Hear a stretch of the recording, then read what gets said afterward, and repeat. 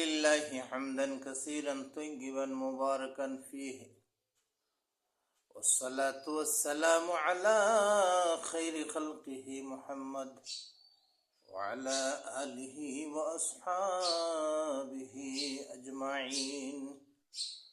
أما بعد، فأعوذ بالله من الشيطان الرجيم.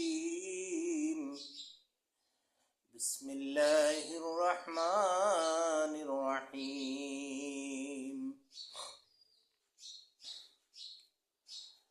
وأعدوا لهم ما استطعتم من قوة وبالرباط الخيل ترهبون به عدو الله وعدوكم وآخرين من دونهم لا تعلمونهم الله يعلمهم. وما تنفقوا من شيء في سبيل الله يوفى إليكم وأنتم لا تظلمون. وقال النبي صلى الله عليه وسلم: ألا إن القوة الرمي ألا إن القوة الرمي ألا إن القوة الرمي. صدق الله مولانا العظيم وصدق رسوله النبي الكريم ونحن على ذلك من الشاهدين والشاكرين. সুপ্রিয় ভিউয়ার্স, আজ একটি গুরুত্বপূর্ণ বিষয় নিয়ে আপনাদের সম্মুখে হাজির হয়েছি। সেটি হচ্ছে জাতীয় বিষয়, দেশ প্রতিরক্ষায় সামরিক শক্তি প্রস্তুত করার জন্য মহান আল্লাহ তাবারক ওয়া তাআলা সূরা আনফালের ৬০ নম্বর আয়াতে নির্দেশ করেছে।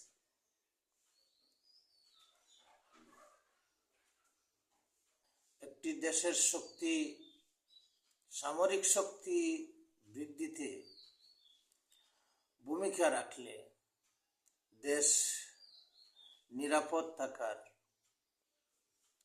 ব্যবস্থা হয়। আল্লাহ তাআলা এই জন্য আমাদেরকে সামরিক শক্তি প্রস্তুত করার জন্য, সামরিক শক্তি বৃদ্ধি করার জন্য নির্দেশ দিয়েছেন।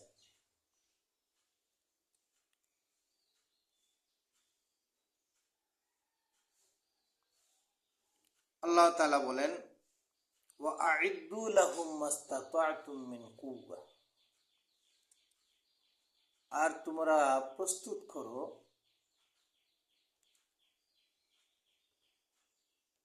তাহাদের জন্য, অর্থাৎ তোমাদের বিরোধীদের জন্য, কাফেরদের জন্য, যারা তোমাদেরকে নিশ্চিহ্ন করে দিতে চায়,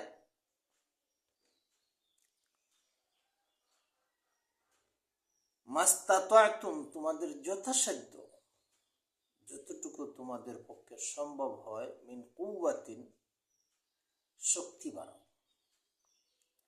এখানে কুওয়াতিন মহাশক্তি। আল্লাহ তাআলা এমন একটি শব্দ এখানে উল্লেখ করেছেন,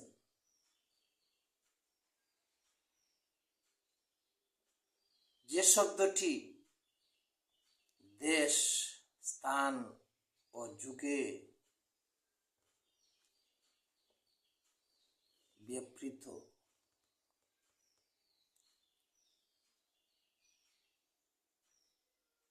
যে সময় যে শক্তির প্রয়োজন, আল্লাহ তাআলা এখানে তীর ধনুকের কথা বলেননি, বলেছেন কুওয়াত।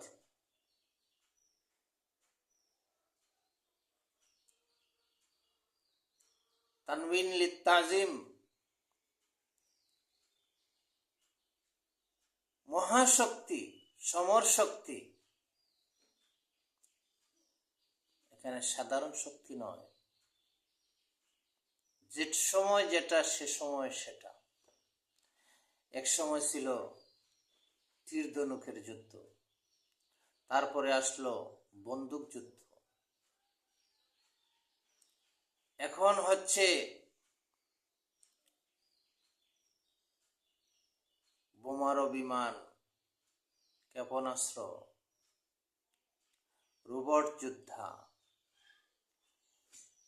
এমনকি পারমাণবিক অস্ত্র।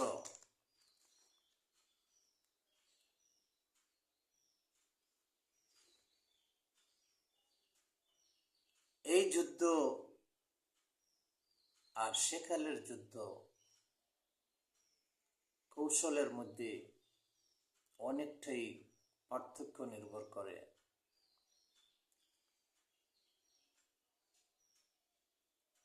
আল্লাহ তাআলা আমাদেরকে এই আয়াতের মধ্যে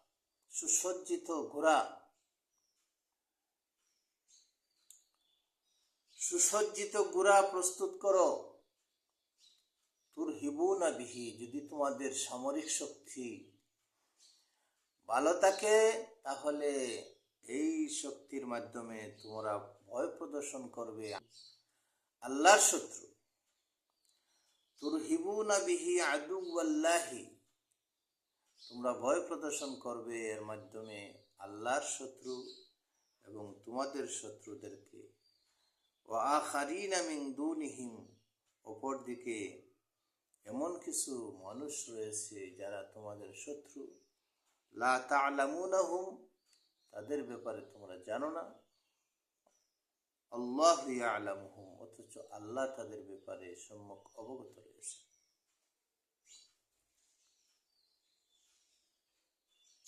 এখানে কুওয়াতুনের তাফসীর করতে গিয়ে বিশ্বনবী মুহাম্মদুর রাসূলুল্লাহ সাল্লাল্লাহু আলাইহি ওয়াসাল্লাম বলেছেন, আলা ইন্নাল কুওয়াতার রামি, খবরদার বিশ্ববাসী, আমার উম্মতরা জেনে রেখো, এই কুওয়া হচ্ছে আর রামিও নিক্ষেপণ। এই কুওয়া শক্তি হচ্ছে নিক্ষেপণ, শক্তি হচ্ছে নিক্ষেপণ। কথাটি আল্লাহর রাসূল 3 বার বলেছেন। এখানে লক্ষণীয় বিষয় হচ্ছে যে আল্লাহর রাসূল সাল্লাল্লাহু আলাইহি সাল্লাম রামিয়ুস সিহাম বা তীর নিক্ষেপ বলেননি, বলছেন নিক্ষেপণ। সেই সময় তীর নিক্ষেপ ছিল, তারপরে বন্দুক যুদ্ধ, তলোয়ারের যুদ্ধ শেষ, তীর নিক্ষেপের যুদ্ধ শেষ, বন্দুকের যুদ্ধ শেষ। এবার হচ্ছে ক্ষেপণাস্ত্র, রকেট, মিসাইল, ট্যাঙ্ক, কামান, বোমারু বিমান, এমনকি পারমাণবিক শক্তিধর হওয়ারও প্রয়োজন।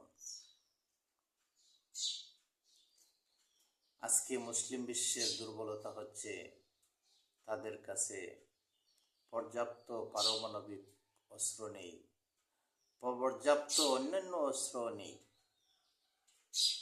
বিশেষ করে আমাদের বাংলাদেশের প্রতিরক্ষা খাতে ব্যয় অত্যন্ত কম, আমাদের অস্ত্র কম। তবুও আশার আলো দেখছি, আমাদের সরকার চেষ্টা করছেন সামরিক শক্তি বাড়ানোর জন্য, সাধ্য অনুযায়ী চেষ্টা করে যাচ্ছেন। দেখুন, আল্লাহ তাআলা কোরআনে কারীমের সূরা বাকারার 195 নম্বর আয়াতে বলেছেন, ওয়া আনফিকু ফি সাবিলিল্লাহ, তোমরা আল্লাহর রাস্তায় ব্যয় করো,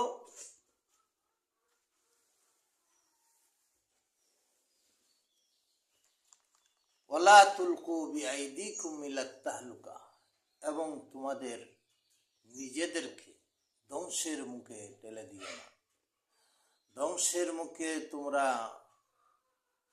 নিক্ষেপ করো না। এই আয়াত নাজিল হওয়ার পরে আবু আইয়ুব রাদিয়াল্লাহু তাআলা আনহু বললেন, ইন্নামা নুজিলাত হাযিহিল আয়া ফিনা, মাশারাল আনসার, লাম্মা নাসারাল্লাহু নবিয়্যাহু ওয়া আযহারাল ইসলাম কুলনা হালুম্মা নুকিমু ফি আমওয়ালিনা ওয়া নুসলিহুহা ফাআনজালাল্লাহু তাআলা ওয়া আনফিকু ফি সাবিলিল্লাহ। আবু আইয়ুব বলেন রাদিয়াল্লাহু তাআলা আনহু, এই আয়াতগুলি আমাদের শানে নাজিল হয়েছে আমরা যখন বিশ্বনবী মুহাম্মদ রাসূলুল্লাহ সাল্লাল্লাহু আলাইহি সাল্লামকে যখন আল্লাহ বিজয় দান করলেন,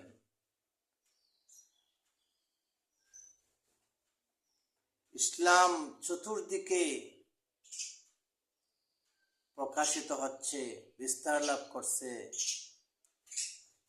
দিকে দিকে মানুষ ইসলামের সুশীতল ছায়ায় আশ্রয় গ্রহণ করছে, তখন আমাদের লোকেরা বলতে লাগলো, আসো এখন আমাদের আর জিহাদের প্রয়োজন নেই, এখন আমরা নিজের সম্পদ বৃদ্ধিতে সম্পদের দেখাশোনা করি এবং আমরা এই সম্পদ অর্জনে ব্যস্ত থাকি। তখনই আল্লাহ তাআলা এই আয়াতটি নাজিল করে বুঝিয়ে দিলেন যে তোমাদের জিহাদ পরিত্যাগ করলে চলবে না, তোমাদের শত্রুরা নীরব নেই, তোমাদের শত্রুরা তোমাদের পিছনে আছে, তোমরা যদি জিহাদ পরিত্যাগ করো এবং তাহলে তোমাদের নিজেদেরকে তোমরা বিপদে ফেলে দিবে, হঠাৎ চতুর্দিক থেকে শত্রুরা তোমাদের উপর আক্রমণ করবে, তোমরা বুঝতেই পারবে না। জিহাদকে পরিত্যাগ করা মানেই হচ্ছে দুনিয়া এবং আখিরাতে ধ্বংস হওয়া। আল্লাহ পাক আমাদের সকলকে বুঝার তৌফিক দান করুন।